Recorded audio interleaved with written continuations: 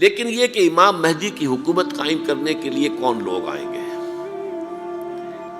عرب جو ہیں وہ اندر سے کھوکھلے ہو چکے ہیں، عیاشی نے، دولت نے، پیسے نے، دولت، پیسہ، عیاشی، اس کی وجہ سے کھوکھلے ہو چکے ہیں۔ یہاں میں آپ کو دو حدیثیں سنانا چاہتا ہوں۔ سنن ابن ماجہ کی روایت ہے حضرت ابو ہریرہ سے رضی اللہ تعالی عنہ، قال قال رسول اللہ صلی اللہ علیہ وسلم اذا وقعت الملاحم بعث اللہ بعثا من الموالی ہم اکرم العرب فرسا واجودہ سلاحا یوید اللہ بہم الدین، رواہ ابن ماجہ عن ابی ہریرہ رضی اللہ تعالی عنہ۔ جب ملاحم کا دور شروع ہوگا تو اللہ تعالیٰ اٹھائے گا ایک لشکر یا لشکروں پر لشکر موالی میں سے۔ موالی کون ہے؟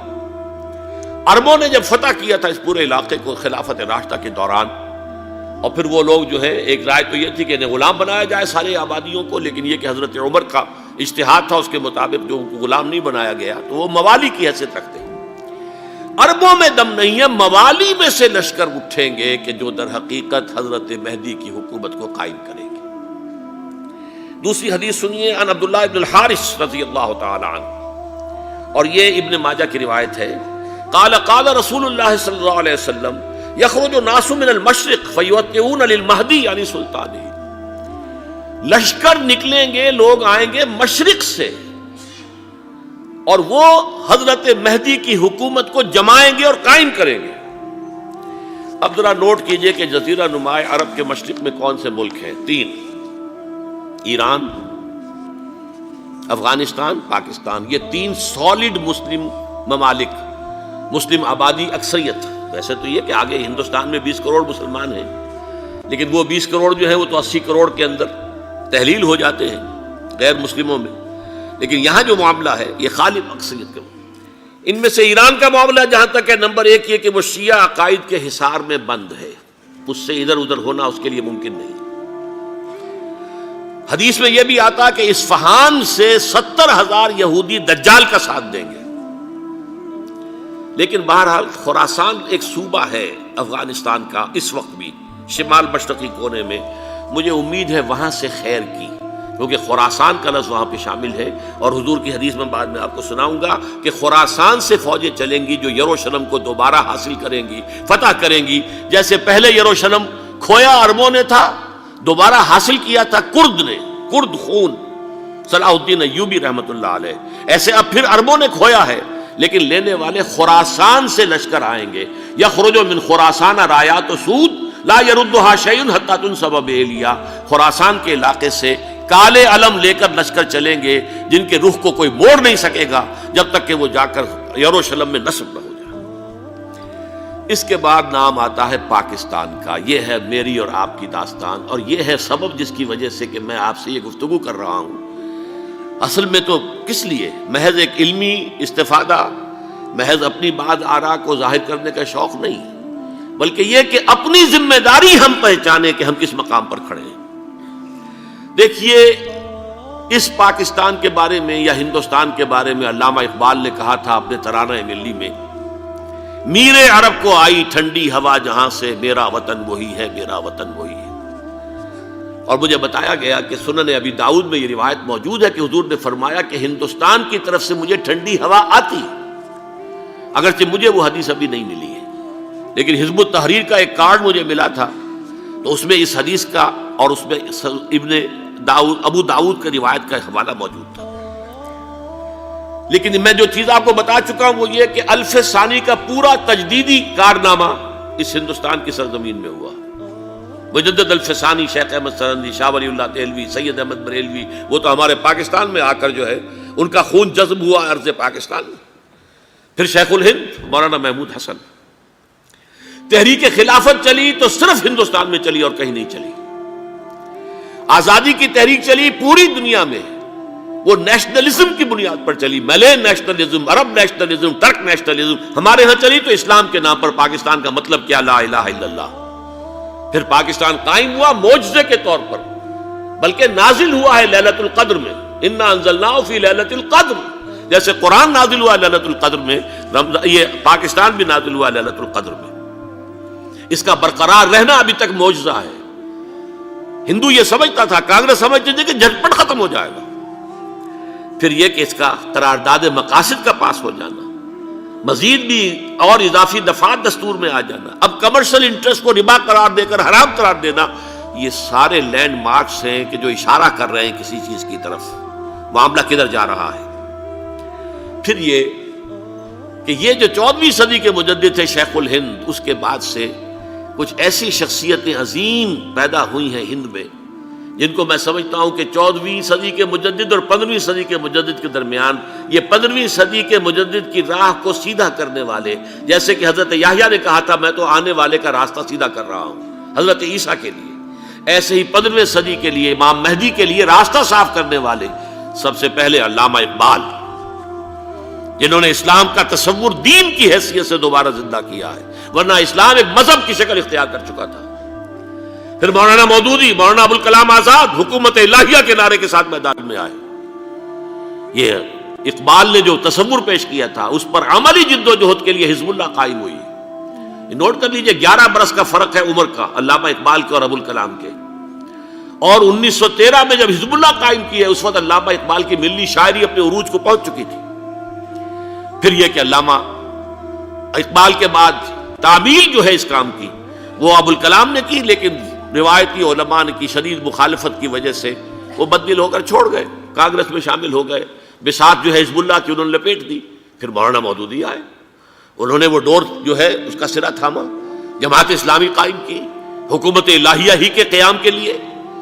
اگرچہ میرے نزدیک یہ کہ وہ انتخابی اور ایک قومی سیاست کی ایک جماعت بن کر پاکستان میں جو ہے دلدل میں پھنس گئی ہے، اب ہم اس کی کوشش کر رہے ہیں، تنظیم اسلامی اور یہ تحریک خلافت جس کے تحت یہ جلسہ ہو رہا ہے، یہ ساری چیزیں وہ ہیں کہ آپ کو سوائے پاکستان کے اور کہیں نہیں ملیں گی پوری دنیا میں۔ معلوم ہوتا ہے کہ پاکستان کو بہت بڑا رول پلے کرنا ہے اس میں، اور اس کے ساتھ اب جمع کر لیجئے افغانستان کی عمارت افغانستان، اسلامی عمارت افغانستان قائم ہو چکی ہے۔ یہ پچھلے 20 سالوں میں جو کچھ وہاں ہوتا رہا ہے اس سے پہلے تصور نہیں ہو سکتا تھا۔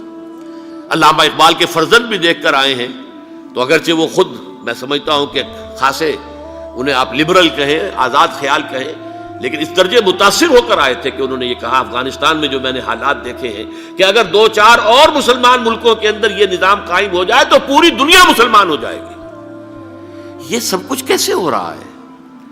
یہ آنے والے دور کی جھلکیاں ہیں۔ Coming events are casting their shadows before. یہ سب بتا رہے ہیں کہ پاکستان افغانستان کو مل کر اس میں کوئی عظیم رول پلے کرنا ہے۔ اور اس کے ضمن میں اب میں علامہ اقبال کے بارے میں آخری بات کہہ رہا ہوں۔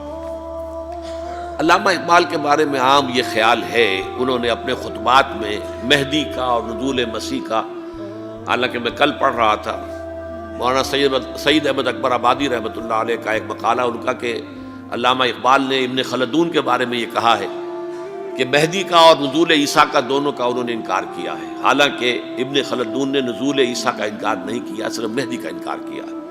بہرحال علامہ اقبال نے خطبات میں انکار کیا ہے، لیکن یہ کہ اپنی شاعری کے اندر میں چیلنج کرتا ہوں کسی بڑے سے بڑے اقبال شناس کو، ان کا یہ شعر ذرا سنیے: خضر وقت از خلوت دشت حجاز آید بروں، کارواں زی وادی دور و دراز آید بروں۔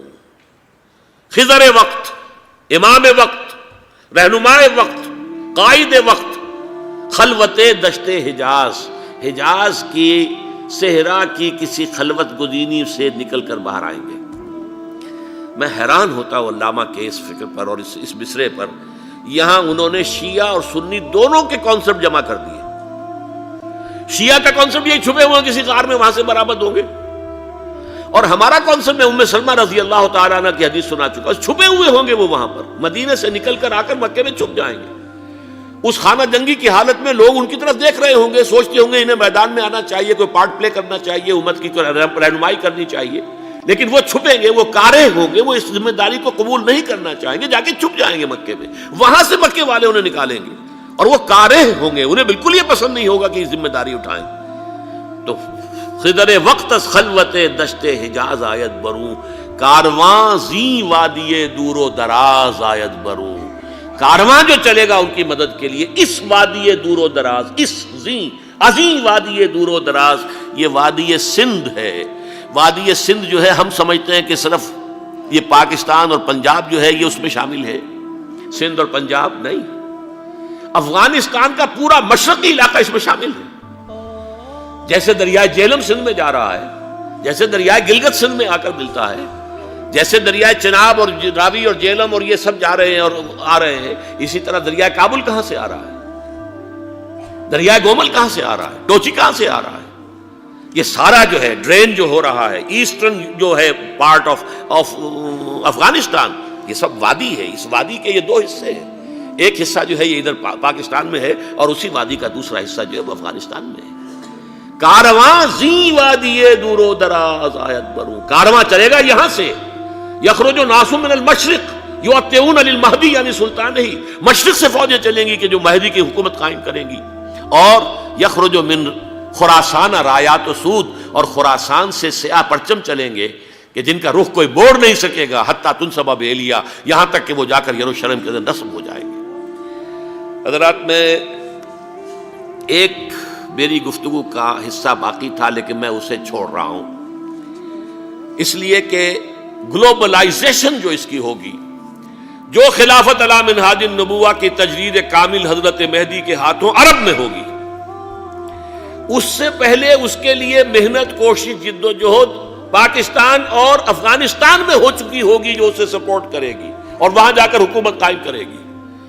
اس کے بعد گلوبلائزیشن کا جو مرحلہ اس کا ہے وہ حضرت مہدی کے ہاتھوں نہیں ہے، وہ حضرت عیسیٰ ابن مریم ان کے نزول کے بعد ہے، جن کے نزول کے بعد دجال کا خاتمہ ہوگا اور یہودیوں کا استحصال ہوگا، مسلمانوں پر بھی بڑی تکالیف عربوں پر آئیں گی، شدائد آئیں گے، لیکن یہ وہ میں حصہ ملتوی رکھتا ہوں کسی دوسری محفل اور کسی دوسری مجلس اور نشست پر۔